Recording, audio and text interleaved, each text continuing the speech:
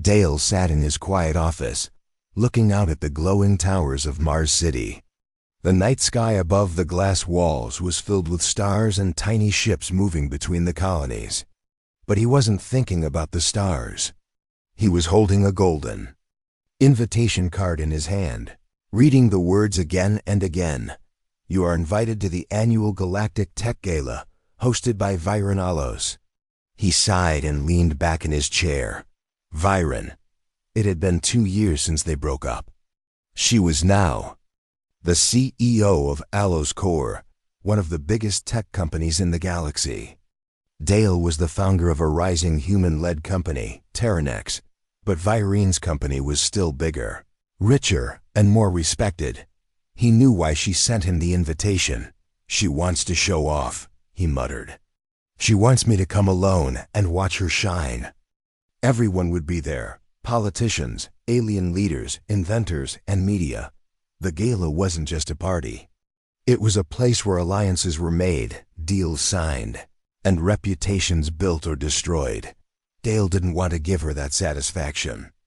But he couldn't ignore the event either. His assistant, Marn, walked in holding a tablet. You're going to the gala? He asked. Dale gave a tired nod. Yeah, I can't avoid it. But I'm not going alone. Marn raised an eyebrow. You have someone in mind? No, Dale said. Not yet, but I'll find someone.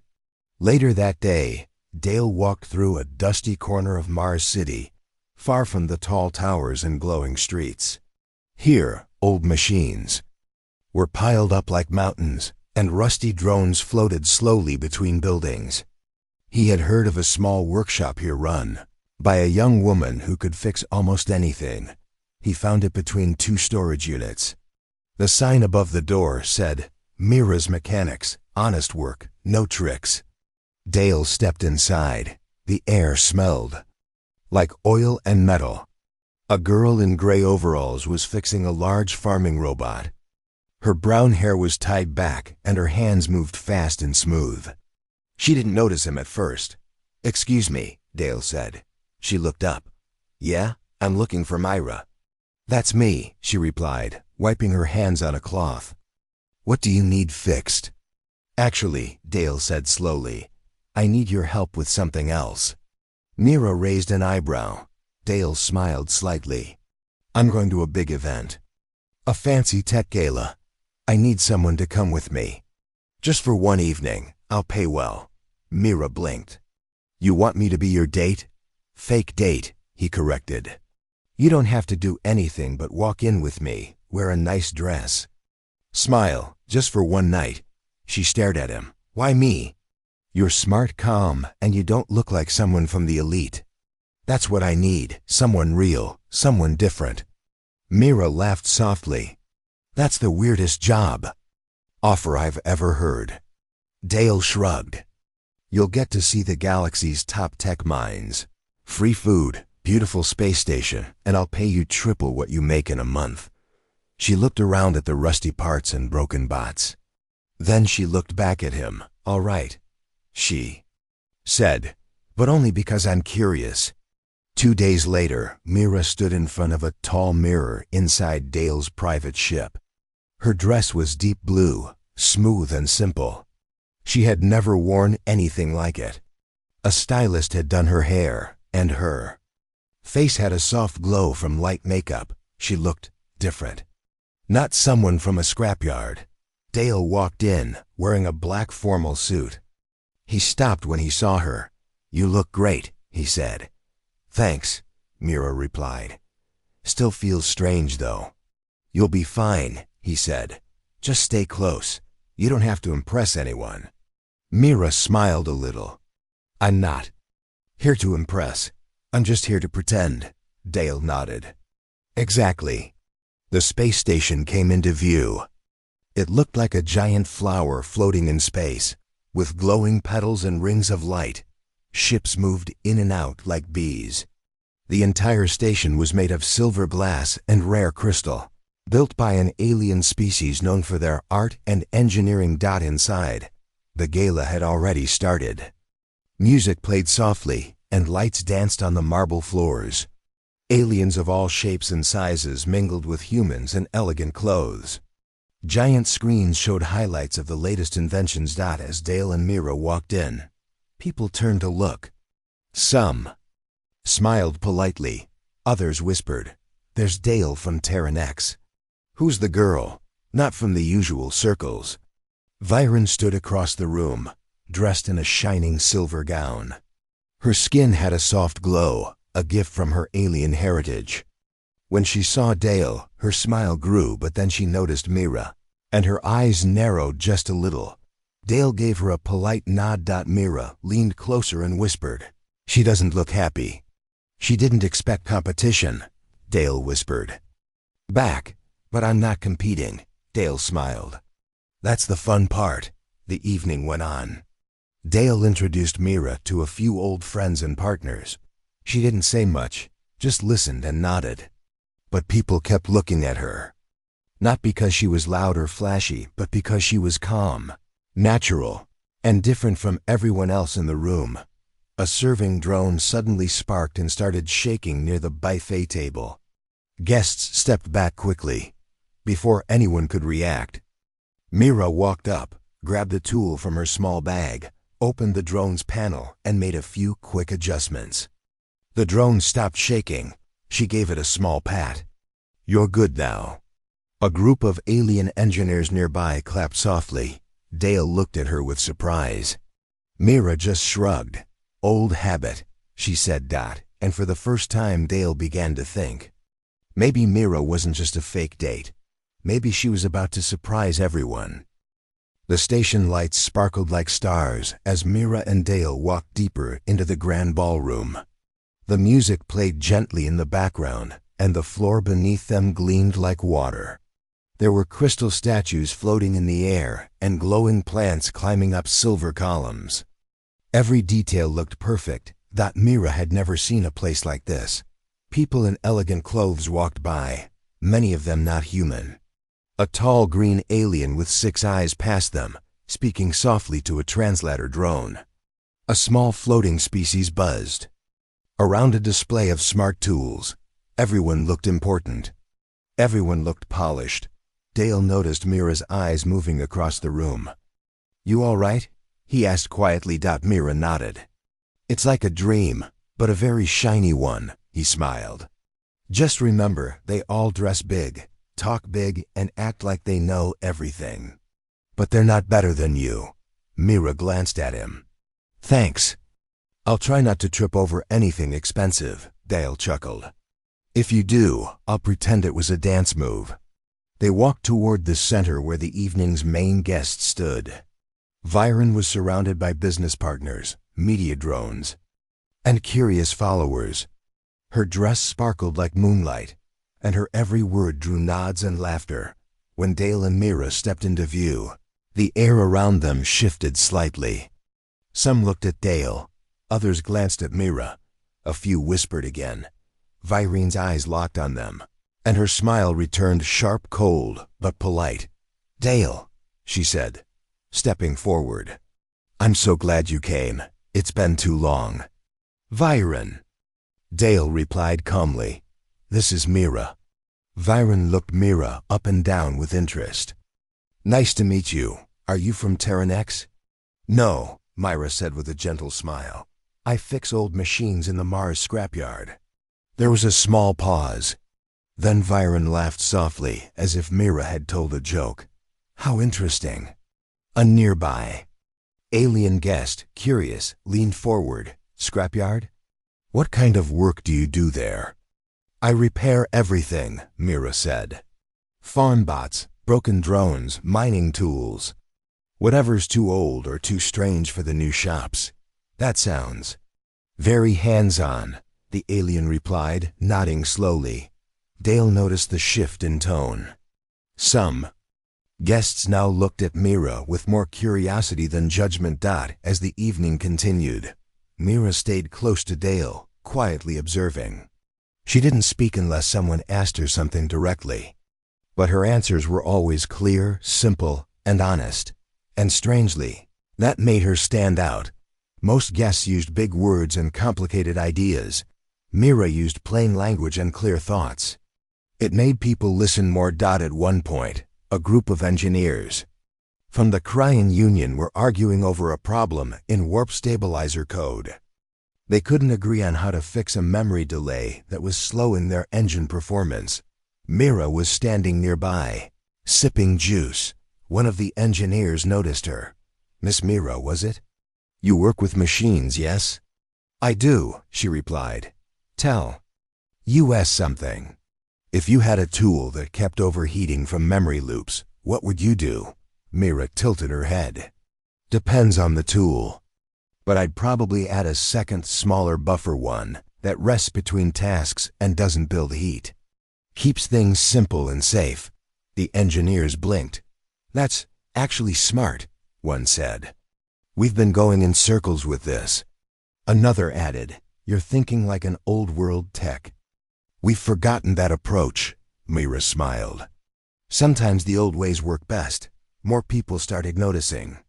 A small crowd gathered near her as she explained how she once fixed a broken mining bot using nothing but scrap wires and reused coolant tubes. She spoke with calm confidence, not to impress, but just to share what she knew. Meanwhile, Dale stood a few steps away, watching it all unfold. He couldn't believe it. He had brought Mira as a simple solution, a way to appear strong in front of his ex. But now Mira wasn't just helping. She was shining. Even the media drones hovered nearby, recording her soft voice as she spoke about practical repairs and life in the scrapyard. One of the reporters floated near Dale. "Is she part of your team?" The drone asked, blinking. "A soft blue. She's helping tonight," Dale replied. "You should keep her." The drone buzzed. "People like real stories." A little later, Dale and Mira stood on the open balcony of the station. The stars outside sparkled, and Earth's moon hung low and silver in the distance. "You did great," Dale said. Mira shrugged. "I wasn't trying to." "That's what made it great," he said. She leaned on the railing. "All these people with perfect clothes and big ideas. They don't scare me, but I can see why others might feel small here." "You don't look small to me," Dale said. Mira smiled. "Thanks. I think your ex didn't like me much. She didn't expect you to talk or fix drones or outsmart engineers." Mira laughed softly. "I wasn't trying to outsmart anyone. That's what makes it work," Dale said. "You weren't trying. You just were." As the music played again in the background and more guests moved in and out of the ballroom, Dale realized something. He had come to the gala to protect his image. But somewhere in between, Mira had changed everything. She didn't need status, wealth, or a fancy job title. She had knowledge, honesty, and calm strength. And people saw it. For the first time, Dale wondered not just how this night would end, but what it might lead to. And Mira, standing quietly next to him under the stars, had no idea just how much she had already changed the game. The gala hall was glowing with light as the evening continued. Music floated softly through the air, and guests moved from table to table, talking and sharing ideas. Waiters served strange dishes from different planets, and crystal lights floated above the guests like stars. Mira sat quietly next to Dale at the long guest table. She had already spoken to engineers, scientists, and even one planetary ambassador. Her calm voice and clear ideas had impressed many. But now, things were about to get more serious. At the front of the hall, a tall alien with blue skin stood and tapped his glass. "Attention, everyone," he said in a gentle voice. "It's time for our special discussion. We will now open the floor for our yearly panel. Please join us at the stage if you have something to share." Guests began moving to the front rows. A few top engineers and CEOs stepped onto the stage. Among them was Varen, standing tall and graceful in her silver gown. Dale turned to Mira. "This is where the big minds speak. It's all about future tech ideas, problems, and solutions." "I'll just listen," Mira said. But then, something Unexpected happened. One of the hosts, a short human scientist named Burrow, walked over to Dale and smiled. "Dale," he said, "we've heard quite a bit about your guest. Is she here just to listen, or would she like to join the panel?" Mira's eyes widened. "Me? You've already caught the attention of half the room," Burrow said kindly. "People want to hear what you think." Mira looked at Dale. "Should I?" "It's your choice," Dale said. "But I think you belong up there." After a small pause, Mira stood. The crowd watched as she walked to the stage. She didn't walk like a professional speaker. She didn't look like someone who gave big talks or led major companies. But she had something the others didn't: honest knowledge and quiet confidence. On the stage, the discussion began. One alien expert talked about the risks of emotion-based AI. Another spoke about faster warp drives. Viren presented her ideas on logic-shaped personality coding, a method that would allow machines to act like their creators. Her words were smooth, polished, and filled with perfect phrases. People clapped softly. Then it was Myra's turn. She stood slowly and held the microphone. "I don't have any big theory," she said. "I just fix things. But sometimes simple problems show you big mistakes." People leaned in to listen. Many tools today are too smart to be practical, she continued. They think too much, and they forget the purpose. A farming bot doesn't need 10 choices. It needs one goal: plant and grow. A few aliens nodded. Mira went on. "I once fixed a cleaning drone that stopped working because it was trying to decide the cleanest path. In the time it took to think, it made more mess. I removed the logic chip and gave it a basic path. It worked better." Soft laughter rose from the crowd. Viren gave a tight smile. "That's a nice story," she said. "But these machines are meant for future use, not just cleaning floors." Mira looked at her calmly. "Even in the future, floors need cleaning. And overthinking won't help." The room grew quiet. Then someone clapped. Then another. Soon, the whole front row joined in. Mira didn't smile or bow. She just handed the mic back and returned to her seat on the side. After the panel ended, many guests walked up to Mira, asking for more thoughts. A few engineers even asked her to test some of their ideas. Dale stood nearby, amazed. "I think you just became the most interesting person in the room," he said. Mira looked surprised. "Really? You didn't even try," he added. At that moment, Viren walked over. She was still smiling, but her eyes had a colder look now. "Well done," she said to Mira. "You made quite the impression." "Thank you," Mira replied. Viren turned to Dale. "Smart move, bringing someone unexpected." Dale simply nodded. "She's full of surprises. I hope it doesn't distract from the real business happening here," Viren added. Her voice light but sharp. Mira stepped in. "Sometimes the real business hides in the quiet corners." Viren's smile faded just a little. "I suppose we'll see," she said, and walked away. Later that night, Dale and Mira stood near the ship docks, away from the noise of the party. The stars outside looked even brighter now, and the station lights shimmered like gold. "You really handled yourself well," Dale said. "I didn't plan any of it," Mira replied. "I just said what I know. That's why it worked," he said. "You weren't trying to sell an idea. You were being real." Mira looked out at the stars. All these people. They spend so much time trying to be important. I think they forget how important the small things are. Dale looked at her. "You're not small, Mira." She smiled a little. "You're kind." "No," he said. "I'm honest." They stood in silence for a while. Then Mira asked, "What do you think Viren's up to?" Dale frowned. "She's always planning something. She likes control. And she doesn't like being upstaged." Mira looked thoughtful. "Then maybe this night didn't go the way she wanted." "No," Dale agreed. "Not at all." Back inside the station, Viren stood in her private room, watching a recording of the panel. Her fingers tapped the table. Slowly, her assistant, a tall man with silver eyes, entered. "She made an impact," he said. "Yes," Viren replied. "Too much impact. What shall we do?" She didn't answer right away. She just stared at the screen, where Myra's soft voice played again. Then she said, "Find out who she really is." No one from a scrapyard talks like that without hiding something. The assistant nodded and left. Viren turned off the screen. "She might be smarter than she looks," she whispered. "But no one walks into my world and outshines me." The next morning on the space station was calm and quiet.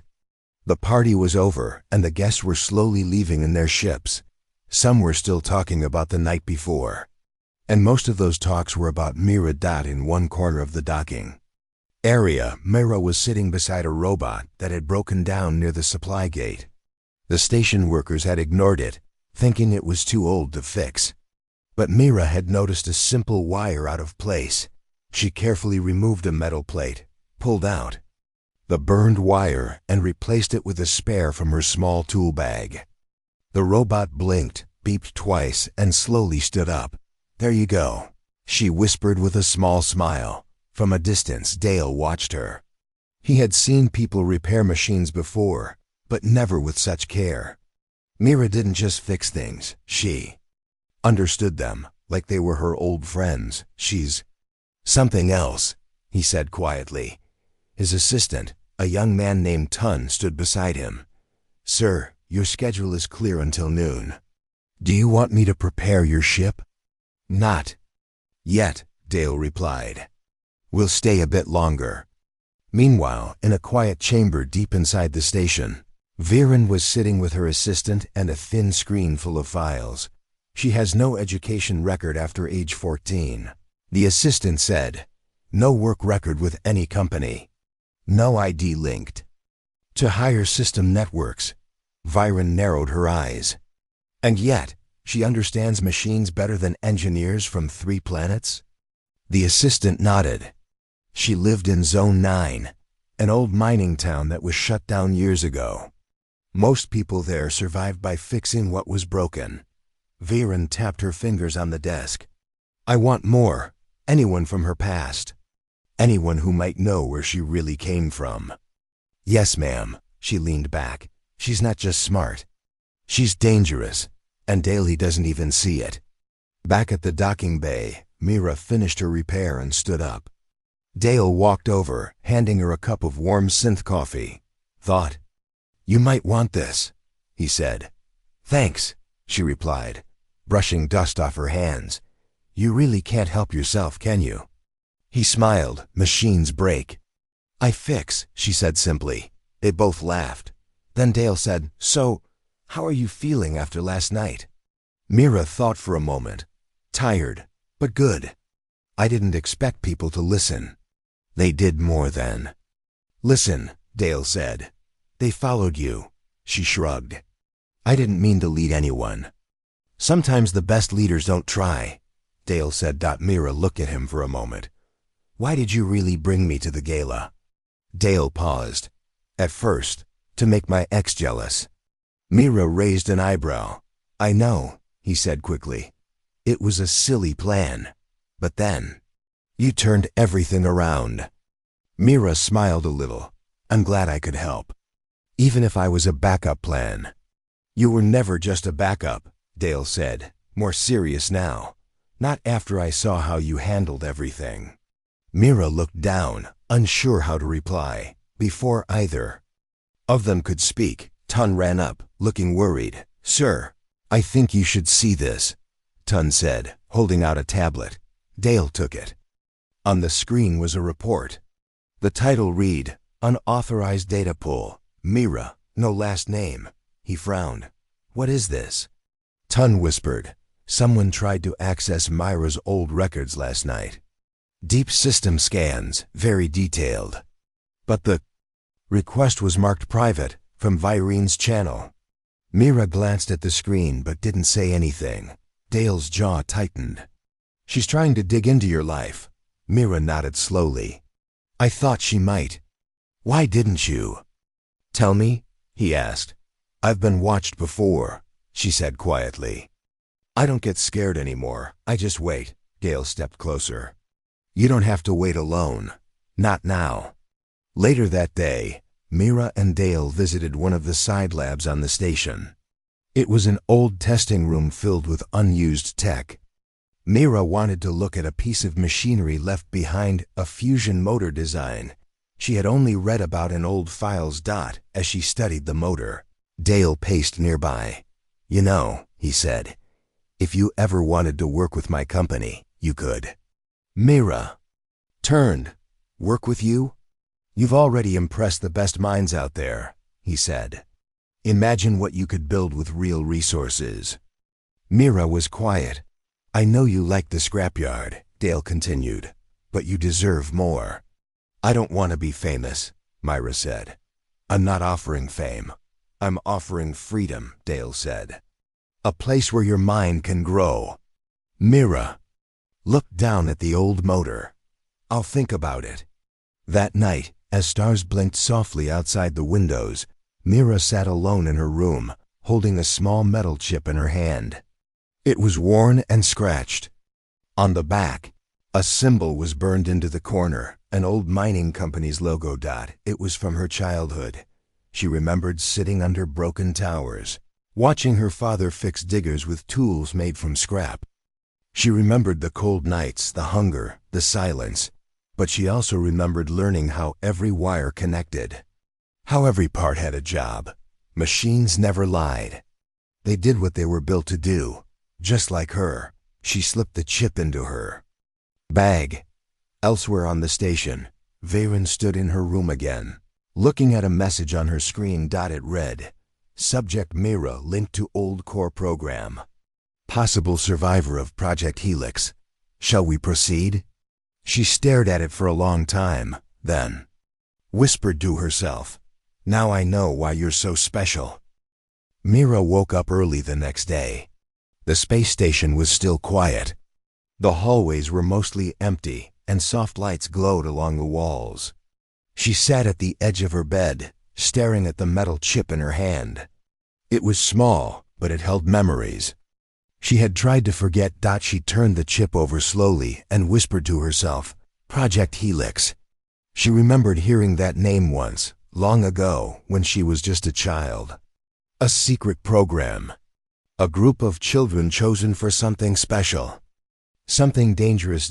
And now, somehow, Varen knew. Mira stood up and slid the chip into the small reader built into her wristband. The screen lit up, showing faded text. Helix subject file, 027. Cognitive machine interface. Status. Unknown. Her name wasn't even on the file. Just a number. She closed the screen.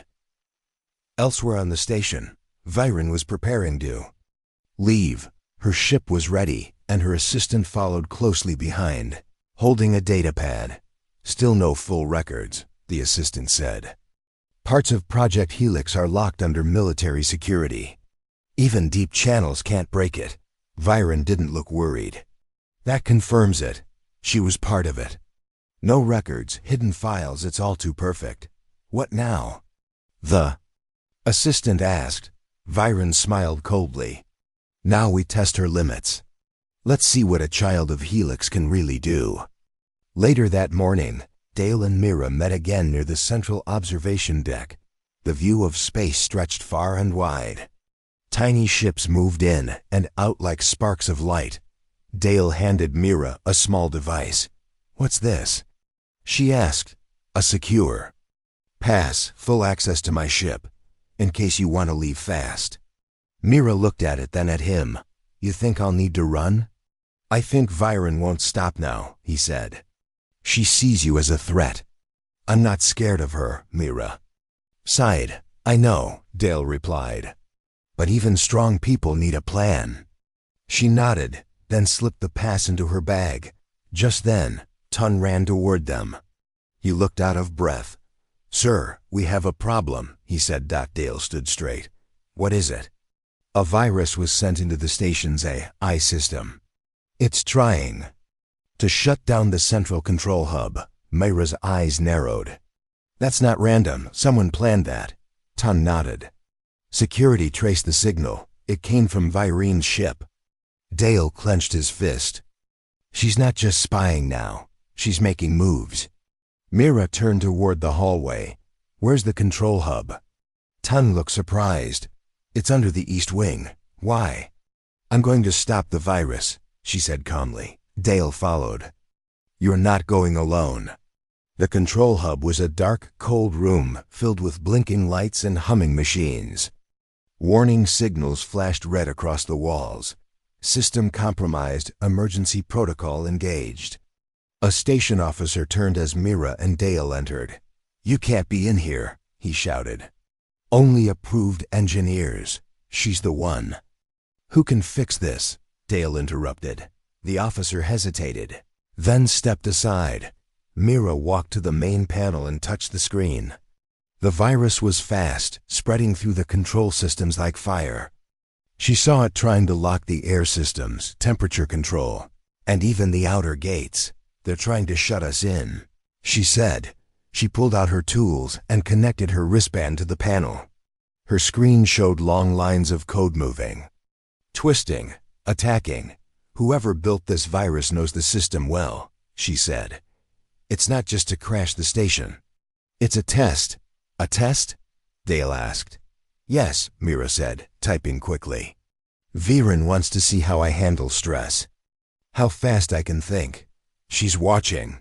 Lines of code flew across her screen. Mira worked silently, eyes focused, fingers moving fast. After 5 long minutes, she paused. I found the core, she said. It's hidden in a memory loop. I'll need to trick it. She typed a new string of code and whispered, You want to test me? Fine. She created a false shutdown path, something that would look like the system was falling, but actually lead the virus into a closed trap. The screen flickered dot then turned green. Threat neutralized. Everyone in the room cheered. The red lights stopped flashing. The hum of machines returned to normal. Dale looked at her with awe. You just saved the whole station. Mira unplugged her band and stepped back. No, I just stopped her from playing games. Back on her ship, Viren watched the control room through a hidden feed. She had seen everything, how Myra worked, how fast she moved, how calm she stayed. She's better than I thought, she said. Her assistant nodded. We pushed hard. She didn't break. Viren smiled slowly. Then we raised the stakes. That evening, Mira sat alone in a small garden area inside the station. Artificial sunlight shined above her, and soft wind blew through the fake trees. It was quiet, peaceful. Dale found her sitting on a bench. Thought you might be here, he said. Mira looked up. I just needed quiet. He sat beside her. You were amazing today. I didn't want to be, she said. I just wanted to live a normal life, fix things, stay small. You're not small, Mira, Dale said gently. You're strong, and you're brave. She looked away. I didn't ask for any of this, he nodded. I know, but maybe it's time you stopped hiding. Whatever Project Helix did to you, you survived it. That means something. Mira stayed quiet. Then she asked, if I stay with you, if I work with you, will you protect me? Dale didn't even pause. With everything I have. She looked at him, and for the first time she smiled fully. Okay, she said. Then let's build something better. But deep in the shadows, someone else was already planning the next move. Viren opened a final message on her screen. Phase 2 ready. Shall we begin? A soft alarm rang inside the space station as a small transport ship docked at the far end of the bay. It was quiet and unmarked. No company name, no flag. Only a silver stripe running across its side. Inside the control room, Tun looked at the screen and frowned. That's not one of ours. Dale stood beside him. Who cleared the docking? No one, Tun replied. It's using a fake code. Dale's face grew serious. Get security, now. But before Tun could call, the screen went black for 3 seconds. Then, a new message flashed. Helix, Phase 2 has begun. Mira was in the lab, testing a new design. Dale had asked her to work on a small energy cell that could power tools for twice as long with half the size. She was focused, her hands steady, her mind working through tiny circuits and wires. Suddenly, the lights flickered, the screen on her tool table turned dark, then words appeared. Hello. Subject 027. Myra froze.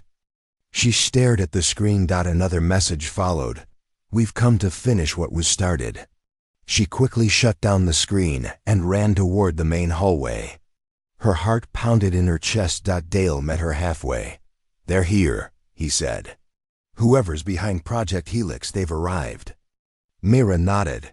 They're not hiding anymore. Just then, the emergency sirens blared. A voice echoed through the speakers. Security breach in Bay 7.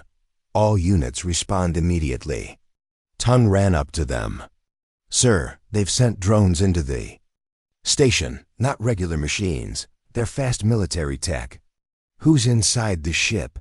Dale asked. Tun showed him a still image. A tall man in black armor. His face was hidden behind a dark helmet. But the logo on his chest was clear. 3 sharp lines forming the shape of a helix. Mira looked at the image and whispered, Commander Jor, you know him? Dale asked. He trained us, Mira said, back when I was a child. He was cold. We called him the Shadow. No one ever escaped when he was around. At the command center, Jor walked through the hallway like he belonged there. His steps were slow but firm. Behind him followed 2 human guards and 4 armed drones. His voice was calm as he spoke into a CUM. Locate Subject 027. Use non-lethal force unless necessary. Yes, Commander, came the reply. He turned to his second in command. We don't need her hurt, not yet. She's the key to activating the core. Dale led Mira into a back passage. We need to get you off the station. Mira shook her head. No, if I run, they'll just keep chasing me. I need to face them. They want to capture you, Dale said. We don't know why yet. They want to finish Project Helix. Mira replied. They tried to control us, to make our minds connect with machines. I escaped before they completed it. Maybe I was the only one. And now they need you to restart it, Dale said, realizing. Myra nodded. But I'm not going to let them. Tun called through Dale's CUM unit. Sir, they're spreading across the station. 2 labs, 1 storage room, and now the med bay. Are they harming anyone? Dale asked. No, they're scanning tech. Looking for something. They're looking for me, Mira said. Dale turned to her. Then let's give them what they want, but on our terms. Mira walked straight into the lab where the energy core was stored. The room was bright and filled with humming machines. She placed her wristband on the main panel and opened a hidden program. What are you doing? Dale asked, worried. I'm going to let them think I'm using the core, she said. They want power? I'll give them something to follow. She typed a few lines of code, activating a signal that mimicked her brain patterns. The signal spread through the station's internal systems like a trail of BREADCRUMBS. Then she smiled. Now we wait. Jor received the signal on his screen. She's activated the core, his assistant said. No, Jor replied. That's not the real one. She's playing games. But what if it's real? The assistant asked. Jor stared at the screen. Then we find out. He gave the order. All drones follow the signal. As the drones moved deeper into the lab sector, Mira and Dale slipped out the back.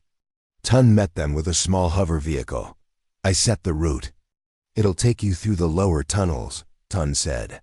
They never fixed the old maintenance doors. Mira jumped in. Dale sat beside her. As the vehicle started moving, Mira asked, what happens when this is over? Dale looked at her. That depends on you. She looked forward. Then I want to end this. No more running. In the lower tunnels, everything was dark and silent. Mira reached into her bag and pulled out the old metal chip again. She connected it to her band. "I need answers," she whispered. A voice crackled through her screen. "Welcome back, Subject 027. It wasn't just data. It was a message recorded years ago. A woman's voice spoke. If you are seeing this, you survived. That means you escaped the Helix core before it activated. Your mind is unique. You control machines not with code but with thought. We failed to control it, but you might use it to free others." Mira stared in shock. "What is it?" Dale asked. She turned to him. "I'm not just part of Project Helix. I'm the only one who can shut it down." Meanwhile, Jor finally reached the central lab. The core was glowing. The fake signal was strong.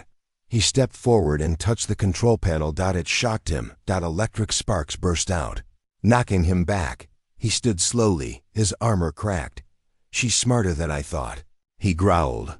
Back in the tunnel, Mira looked at Dale. "I have a plan." "I'm listening," he said. "I'll draw Jor into the control chamber. Then I'll override the Helix command chip inside his suit." "Can you really do that?" Dale asked. Mira smiled. "I've already started." Jor suddenly froze. His suit blinked red. His arms stopped moving. On his screen, Mira's voice echoed. "This is Subject 027. I'm not running anymore." Jor growled. "You think this is the end?" Mira replied, "No, it's the beginning." The space station was quiet again, but not in a peaceful way. It was the kind of silence that came after a storm, after something big had happened. In the control chamber, Commander Jor stood frozen. His black armor blinked red, locked from the inside. Mira's voice echoed through the suit speakers. "This is Subject 027, she said. "Your system is under my control now." Jor tried to move, but the suit did not respond. His hands stayed stiff at his sides. His helmet's screen was filled with warning messages. He growled in anger. "You think you've won, but you don't understand the program," he said coldly. "You're just a piece of it." Mira stood at the far end of the room, watching him calmly. Dale and Tun stood beside her, ready in case anything went wrong. "I'm not a piece," Mira replied. "I was the key, and now I'm the lock." Using her wristband, she connected to the central core. A soft blue light covered the walls as the hidden systems inside the station came to life. The screen on her wrist showed the files of Project Helix, names, numbers, experiments, painful history. Dale looked at the screen. "What are you going to do?" "I'm going to end it," Mira said. Her fingers moved across the controls. One by one, she opened the files and began deleting them. Project Helix was being erased from the system forever. Commander Jor watched helplessly. "You're destroying years of work. You're destroying what made you strong." Mira looked at him, eyes firm. "No, I'm choosing what kind of strength I want, not the one forced on me." Just then, Jor's assistant arrived outside the control room with several drones. "She's inside." "Do we break the door?" he asked, but Jor's voice came from the suit speakers. "Retreat." The assistant was confused. "What?" "Commander, we can still," I said. "Retreat." Jor shouted. The assistant hesitated. Then, slowly he turned and walked away. The drones followed, their lights dimming. Back inside, Mira turned off the link. The last file was gone. Project Helix no longer existed in the system. She stepped back, breathing deeply. For the first time in a long while, her shoulders relaxed. "It's done," she said. Dale smiled. "You did it." "No," Mira said, shaking her head. "We did it. All of us." She turned toward Jor. "Your time is over. We're not afraid of you anymore." Jor didn't speak. His helmet remained down. His pride, once sharp like a sword, now felt like rusted metal. Tun stepped forward and placed a blocker chip on Jor's back. The suit went completely dark. The commander was now just a man in a shell. Hours later, the station was calm again. Engineers repaired small damages. Medical teams checked for injuries, but thankfully, no lives were lost. Viren had vanished before anyone could stop her. Dale sat in the command center, reviewing reports. Tun stood nearby. She left before. The drones retreated, Tun said. Her ship jumped to light speed.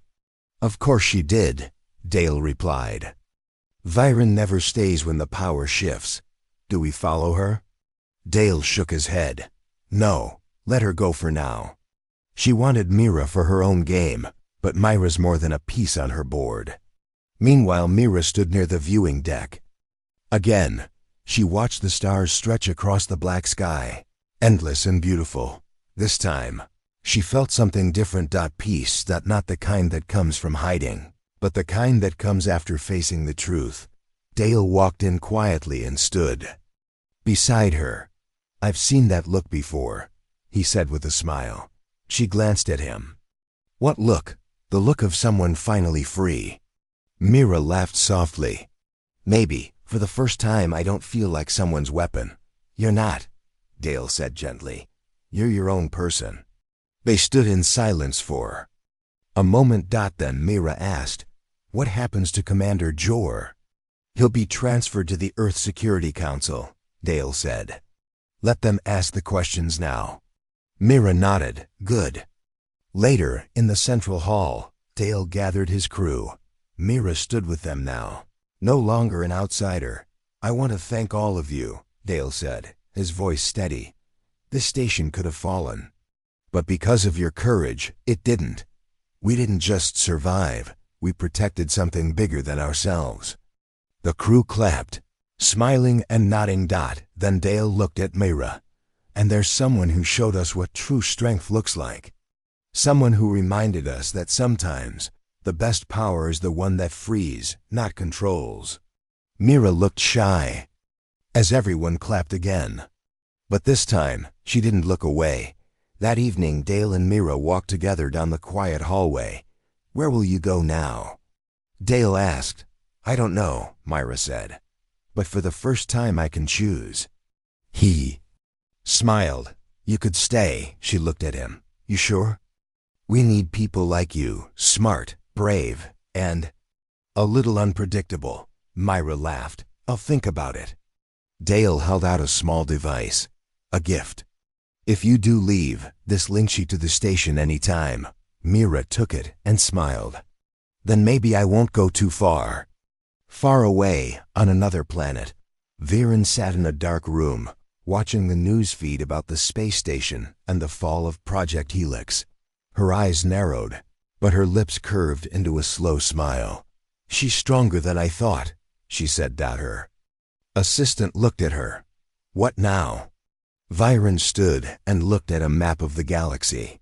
She pointed to a distant sector. There are others like her. This was just the beginning. Back on the station, Mira stood at her work table, building something new. Not a weapon, not a trap, just something useful. Something helpful. A soft tune played in the background. Her hands moved smoothly. Tun peeked in. What are you making? He asked. Mira looked up and smiled. Something for the future.